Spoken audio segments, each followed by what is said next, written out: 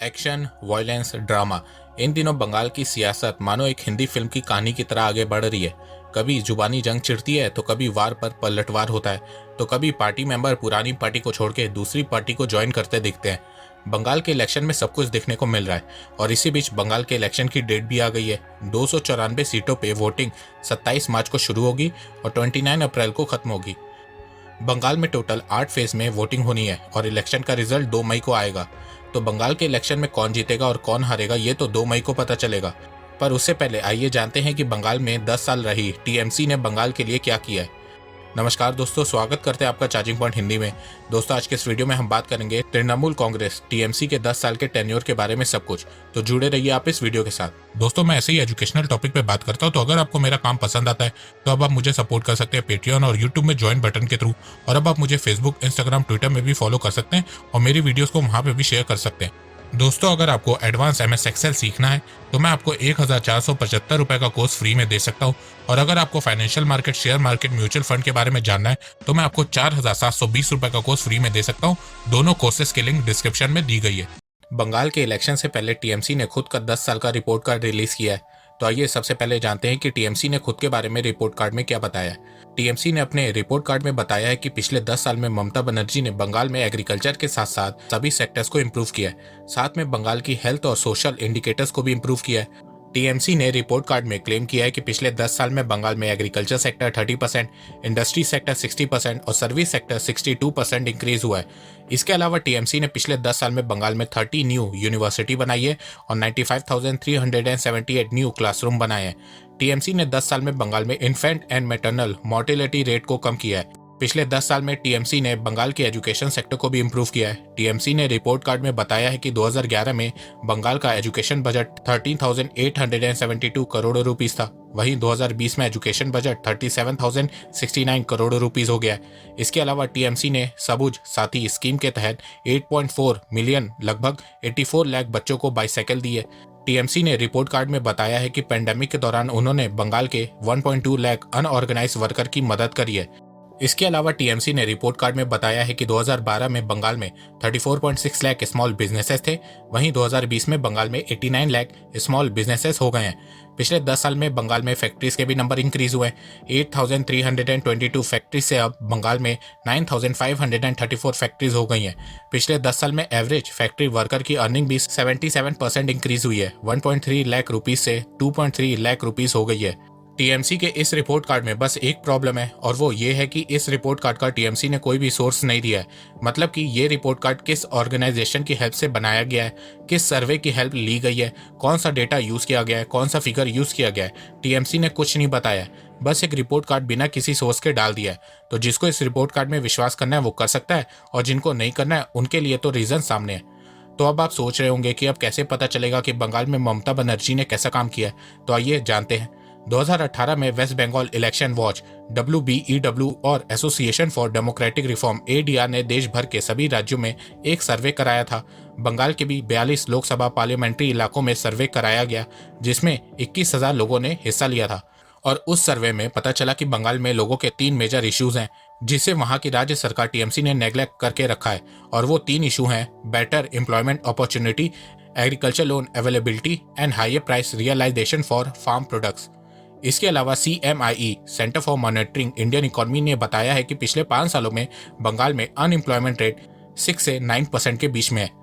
बंगाल में growth rate 2011 से 2020 तक 3 से 5% के बीच में रही है, जबकि इसी बीच भारत की ग्रोथ रेट 5 से 7% के बीच थी। ये डाटा RBI ने दिया है और ग्रोथ रेट का कैलकुलेशन RBI ने 2011-12 के कैलकुलेशन के आधार पर निकाला है। RBI ने यह भी बताया है कि बंगाल की सरकार ने पिछले कुछ सालों में बहुत कर्ज लिया है, जिससे बंगाल का डेट 34.8% हो गया है। हेल्थ की बात करें तो नीति आयोग ने 2019 में हेल्थ इंडेक्स की रिपोर्ट निकाली थी और उस रिपोर्ट में बताया गया कि 2016 से 2018 तक पिछले 3 सालों में बंगाल के हेल्थ इंडेक्स में -1.8% की गिरावट देखने को मिली है। एजुकेशन की बात करें तो इसमें टीएमसी ने अच्छा काम किया है। Annual state of education report ASER 2020 की रिपोर्ट में बताया गया है कि स्कूल ड्रॉप आउट रेट में बंगाल में कमी आई है और इसमें बंगाल की रैंक फर्स्ट है। जहां नेशनल लेवल पे स्कूल ड्रॉप आउट रेट 4 से 5.5% बढ़ा है, वहीं बंगाल में 3.3% से गिर के 1.5% पे आ गया है। पिछले कुछ सालों में ये देखा गया है कि बंगाल में पॉलिटिकल वायलेंस बहुत बढ़ गया है। 2018 में जब NCRB national crime record bureau ने रिपोर्ट रिलीज की थी तो उसमें पाया गया कि 2018 में भारत में 54 पॉलिटिकल मर्डर हुए थे और उसमें से सबसे ज्यादा पॉलिटिकल मर्डर बंगाल में हुए थे। 2018 में बंगाल में 12 पॉलिटिकल मर्डर हुए थे।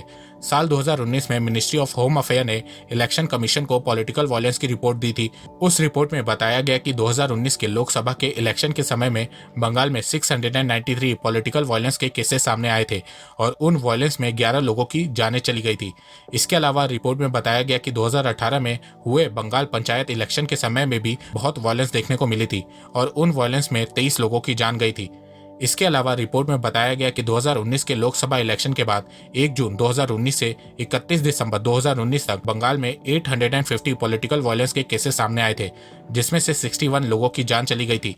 साल 2020 में बंगाल में 663 पॉलिटिकल वायलेंस के इंसिडेंट सामने आए थे और उसमें 57 लोगों की जान चली गई थी। साल 2021 के फर्स्ट वीक में 23 पॉलिटिकल वायलेंस के केसेस सामने आए थे, जिसमें से एक बीजेपी और एक टीएमसी के मेंबर की जान चली गई थी और 43 लोग इंजर्ड हुए थे।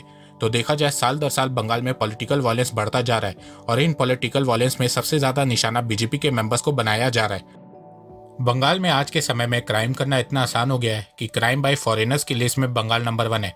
NCRB national crime record bureau की रिपोर्ट के अनुसार 2018 में सबसे ज्यादा फॉरेनर्स ने क्राइम बंगाल में किया है। 2018 में बंगाल में क्राइम बाय फॉरेनर्स के 744 केसेस रजिस्टर्ड हुए थे। NCW national commission for women ने दिसंबर 2020 में एक रिपोर्ट रिलीज की और इस रिपोर्ट में पाया गया कि पिछले कुछ सालों में बंगाल में क्राइम अगेंस्ट वुमेन बढ़ा है। एनसीडब्ल्यू की चेयरपर्सन रेखा शर्मा ने रिपोर्ट में बताया कि वो बंगाल गई थी और वहां पे उन्होंने मोर देन 267 कंप्लेंट्स की इंक्वायरी की और पाया कि बंगाल की पुलिस ने ज्यादातर कंप्लेंट्स पे कोई एक्शन नहीं लिया है और ना ही पैनल को इसके कंप्लेंट के स्टेटस के बारे में कोई इन्फॉर्मेशन दी है। इसके अलावा एनसीडब्ल्यू ने रिपोर्ट में बताया है कि पिछले कुछ सालों में बंगाल में विमेन ट्रैफिकिंग के केसेस बहुत बढ़े हैं और ज्यादातर रेप विक्टिम की बंगाल पुलिस ने हेल्प भी नहीं की है और ना ही स्टेट गवर्नमेंट द्वारा रेप विक्टिम को कंपनसेशन दिया गया है। इस समय बंगाल की सबसे बड़ी प्रॉब्लम इलीगल इमिग्रेशन है। बंगाल में इस समय बहुत ज्यादा इलीगल बांग्लादेशी इमिग्रेंट्स मौजूद हैं और ये मैं अपने से नहीं बोल रहा हूँ। 2001 में जब भारत की जनगणना की गई थी तब उस समय पाया गया कि भारत में 3.1 मिलियन लगभग 31 लाख इलीगल बांग्लादेशी भारत में रह रहे हैं। 2004 में जब कांग्रेस की सरकार थी तब उस समय के स्टेट फॉर होम अफेयर के मिनिस्टर श्री प्रकाश जायसवाल ने पार्लियामेंट में बताया कि भारत में 12 मिलियन इलीगल बांग्लादेशी रह रहे हैं। उनमें से सबसे ज्यादा बंगाल और असम में रह रहे हैं। 2016 में स्टेट ऑफ होम अफेयर के मिनिस्टर किरण रिजिजू ने पार्लियामेंट में दोबारा ये मुद्दा उठाया और बताया कि भारत में इस समय 20 मिलियन इलीगल बांग्लादेशी रह रहे हैं। कुछ लोग बोलते हैं कि ये डाटा फेक है, तो मैं बता दूं कि ऐसा नहीं है। बंगाल में जिस तरह से पिछले 40 सालों में मुस्लिम आबादी बढ़ी है उतनी तेजी से तो पूरे भारत में मुस्लिम आबादी नहीं बढ़ी है, जबकि बंगाल का फर्टिलिटी रेट भारत के फर्टिलिटी रेट से भी कम है। भारत का फर्टिलिटी रेट 2.1 है, वही बंगाल का 1.7 है। तो इससे एक बात क्लियर होती है कि बंगाल में पिछले 30 सालों में बहुत इलीगल इमिग्रेशन हुई है और इसे रोकना बहुत जरूरी बन गया है। आए दिन हमें न्यूज में यह देखने को मिलता है कि बंगाल में इतने इलीगल बांग्लादेशी पुलिस ने पकड़े हैं, इतने इलीगल बांग्लादेशी बीएसएफ ने पकड़े हैं, इतने इलीगल इमिग्रेंट्स बंगाल से होते हुए भारत के दूसरे राज्यों में चले गए हैं। अभी जम्मू में कितने सारे इलीगल रोहिंग्या को पकड़ा गया है जो बंगाल से होते हुए जम्मू पहुंच गए थे। तो बंगाल इस समय पूरी तरह से इलीगल इमिग्रेंट्स का घर बना हुआ है और उनको सपोर्ट बंगाल की चीफ मिनिस्टर ममता बनर्जी खुलेआम कर रही हैं। बंगाल के इलेक्शन के समय और Bangladeshi living in Bengal are Indian citizen बोल रही हैं। इसके अलावा जब भी भारत सरकार एनआरसी की बात करती है तो ममता बनर्जी इस मूवमेंट के अगेंस्ट में खड़ी हो जाती हैं। मतलब वोट बैंक के चक्कर में किसी को भी देश की नागरिकता दिए जा रही है, जबकि कितनी बार ये पाया गया है कि भारत के दंगों में इलीगल इमिग्रेंट्स भी इन्वॉल्व रहते हैं। दिल्ली में जो एंटी सीएए के नाम पे दंगे हुए थे उसमें बहुत से इलीगल बांग्लादेशी पकड़े गए थे। इसके अलावा ये इलीगल इमिग्रेंट्स टेररिज्म में भी इन्वॉल्व रहते हैं। तो आज के समय में इलीगल इमिग्रेंट्स भारत के लिए बहुत बड़ा खतरा बन चुके हैं और इन इलीगल इमिग्रेंट्स का सेफ हाउस बंगाल बनता जा रहा है। तो दोस्तों मुझे लगता है कि अब आपको सब समझ में आ गया होगा। तो अगर आपको ये वीडियो पसंद आए तो आप इस वीडियो को लाइक कीजिए और अब आप मुझे सपोर्ट भी कर सकते हैं पेट्रियन और यूट्यूब में ज्वाइन बटन के थ्रू। एक बात मैं कहना चाहता हूँ, आप जितनी मेरी वीडियोस को शेयर करेंगे उतनी ही रीच मेरी बढ़ेगी और उतने ही लोग मेरे से जुड़ेंगे। तो वीडियो को शेयर करना, चैनल को सब्सक्राइब करना बिल्कुल भी मत भूलिएगा। मैं ऐसे ही एजुकेशनल वीडियोस लाता रहूंगा आप लोगों के लिए।